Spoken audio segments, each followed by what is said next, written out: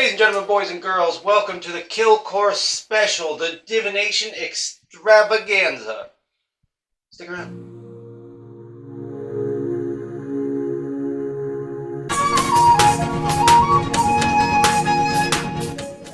Alright guys, so today we're going to be talking about Khil Khors. I am a Bonpo, I study Bon, and I'm also a Tibetan cosmologer, which kind of goes in with the same stuff. Tibetan cosmology comes from the Bon tradition that I study. One of the things that we can do is we can do Khil Khors. Khil Khors are a kind of Tibetan divination. I'm sure you've seen like those big sand mandalas that like the Tibetan Buddhists do. A lot of those are actually representations of a Khil Khor map, of a divination that was thrown for that event or for the year or for the month, whatever the event is that they're doing.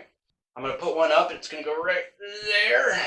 It's my first time ever putting stuff in a video, so we'll see how it goes. I might be cutting off my face right now. I don't know. In the West, we have all different kinds of divination. We have tarot, we have pendulum, we have crystal ball. All those different kinds of divination that we do usually function in some way that we're communicating with another being. My tarot teacher had told me a long time ago, when you're doing a reading with tarot cards, think of it as if you're asking a dear friend for advice. Yes, it may have a different vantage point than you, viewpoint than you, but you're still just communicating with the being that's helping you to try and work out a situation to find the answers that you need. Khil Khors are different. Khil Khors, what we're doing is we're literally opening up a portal. It is a snapshot of that situation that we're concerned about, that we want to know about. Khil Khors, they're a window. And through this window, we get to see all of the energies of a situation. It's not just, is he cheating on me? And then whatever the being is says, yes, he's cheating on you. No, it's a full wide angle view of this thing. You not only get the center issue that's going on, but you get, also in their home life, these energies, whether it be their anxiety or their desire or whatever it is fueling the fact that they're cheating on you. And then while they're at work, they have other people that are piling on the desire. They're feeding into that person's desire, which then brings it back into their home life where they end up cheating on the individual. You know what I mean? It's this whole big view of what's going on in a situation. And from that, we can get, it comes with fixes. If you know the cause and the effect, then you know what has to be manipulated to then make it work in your favor, or to then get the outcome that you desire, or to achieve the thing that you're trying to achieve. If it's about getting a better job, you can see what conflicting energies are stopping you from being able to do that. Because we don't, like I said, we don't just get, this is the problem and this is the solution. We don't get a solution. We get this big view where we can then go in and find out what pieces are you willing to change to then get the better job or get the better boyfriend or whatever it is that you're looking for. And that's just the Khil Khors. And Khil Khors, although they're incredible and you can get this huge view of a situation, then we can even up that one level and go to the crystal mirrors. And in the crystal mirrors, that's where we get like the granular details. We don't just get that, these energies are over here and it's causing a fight for whatever reason. We get these energies are over here and they're causing a fight in your home, which is then going into the self. Then we can add on top of that with the crystal mirror and we can go, because you have a tendency to be obsessed with your past, it is causing the other people in your home to then want to pull things into the future. And that's why you have a conflict. That's what's making those energies and then bringing it back to you. You know what I mean? So they both give answers, they both give details, but the crystal mirror, it's more specific. It's just more specific as to what the individual issues are. Unfortunately, that one is like a lot more work. If you're doing a Khil Khor, it takes so long because you go through each area of a person's life and build out that situation, and it just takes a long time. Yeah, so that's what a Khil Khor is. I think that's a good definition. It's really hard because with a lot of these things, because they're different, it's difficult to me to explain to people exactly what the differences are and why one is important, why one is better, why one is still good, why all that stuff is very difficult for me because typically when you're talking to people who understand divination and they do divination, they have very particular opinions on what's going on with their divination. So next, I did a crystal mirror of the country over the next 30 days. Now, it's kind of a little bit broad because you're looking at such a large group of people and such a diverse area that we have. But I got some pretty interesting things, and there was actually a bunch of correlations that happened with the last one that I had done. I didn't record this, but I did a live stream where I had talked through that one. There were a couple interesting correlations that I'm going to tell you about in a little bit, but I'm going to start with the Mo, which, like I said, is a dice divination. This is the Mo's kind of like a bibliomancy. But the good news is the Mo said the next month is going to be pretty good. It's relatively smooth, and there's not much for change over the next 30 days-ish. What it does say in the Mo, even though it's a positive reading that's coming out of it, it does say that there are enemies present, but they're far away and they will not hurt you, meaning that there is more struggle that's coming up. There is more struggle that's going to happen. It's just a little ways out. So for the next 30 days, it should be relatively calm. The only real place that we have desire is in rank and fame and in people's careers, which means in people's positions in life and in their day-to-day, in their how they make their money, how they do everything. So that shows that the main amount of desire and the main focus is for people to start making money again. People,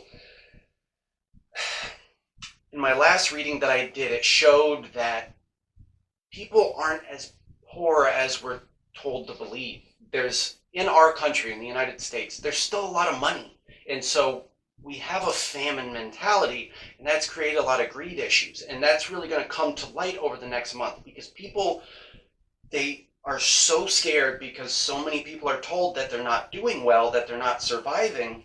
Most people have running water. Most people have food. You may have missed a meal here and there, but you're doing pretty good. I mean, compared to the rest of history, you're doing pretty good. And because we are told that we constantly need more and more and more, we have a famine mentality. And that's actually shown in the Khil Khor. The people that are outside of the population, the people that are above the population, the people that are entertaining us, the people that are feeding us information, the main connection that we have to them is them putting this famine mentality on us. There's a connection between those people who tend to be separate from us, couldn't relate to our lives if their lives depended on it.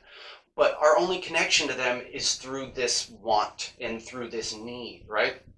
In our close day-to-day and our interactions with the people that we love, last month we had this element of strategy and people like seeing that there was badness and they were getting ready to fight it. They were thinking about it. They were planning. There was so much energy that was being bubbling.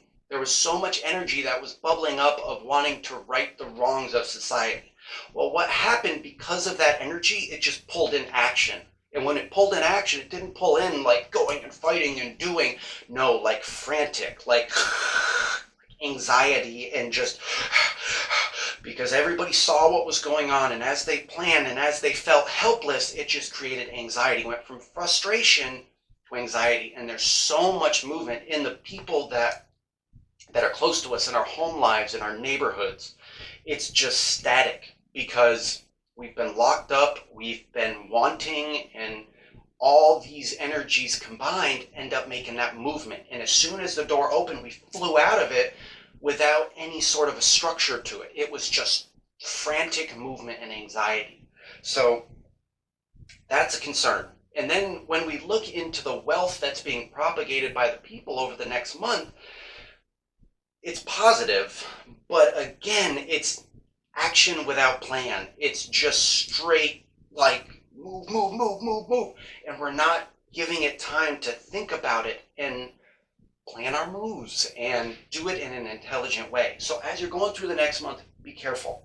because as that anxiety and as that, like, I have to do something, spring is coming. So people get that boost of energy and that rush of energy. You need to remember to step back and think. Now, you can see from the speed that I talk, I am the worst person to step back and think or tell you to do so. But this next month is going to have a lot of that. I don't know what the astrological energies of the month are, but I have gotten this snapshot of the general energies of the next month. An interesting thing that pops up, and it refers back to the last Khil Khor that I had done for the United States, a period of time in the United States, is that the knowledge is completely void. There is none there, which means that, like I was saying about the strategy and the planning, people aren't thinking. They're moving. It's all gut reaction. It's all, I have a desire for this. I need to move. I have anxiety, so I have to work to fix this thing.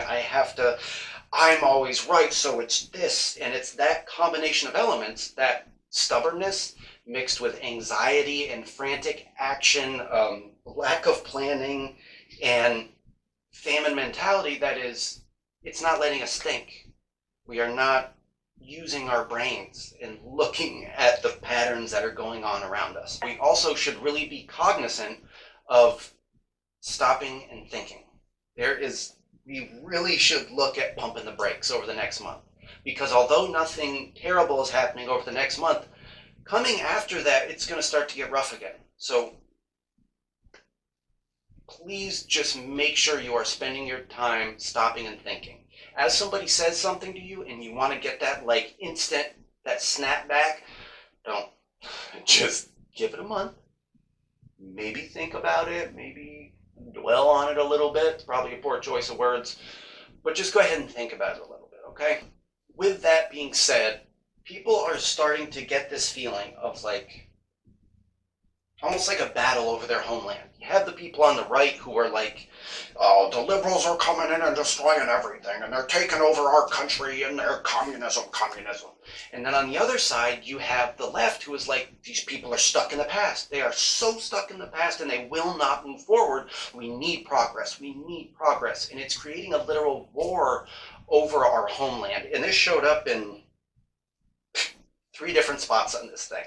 And then you have the self. You have the person stuck in the middle. And more people are realizing that that's where they are. They're in the middle, stuck in between a literal fight for their homeland. And that's where the inner change is coming in. There's only one spot that we had a bunch of change that popped up, and it's in the individual in the secret world.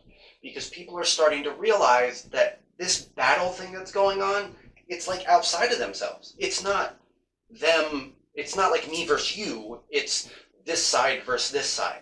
And as long as we let that happen, we're just stuck in the middle, and we can't. It just breeds anger and violence and terrible laws and terrible attitudes. And luckily, people are seeing that. And in a lot of places, people have dominion over that self. They are realizing that they have autonomy, and they can choose to use that because they have power. In the individual, there is power. In a mob, in mob rule, we all know there is stupidity. And it is nice to see that over the next month, people are starting to pay attention to that. People are starting to realize where they're stuck in all this. They don't have to be on one of those sides. You don't have to be on one of those sides. You don't have to be one of the spiritual people that's against the lay people. You don't have to be the pagan versus the Christian. You don't have to be the left versus the right. You can just be you.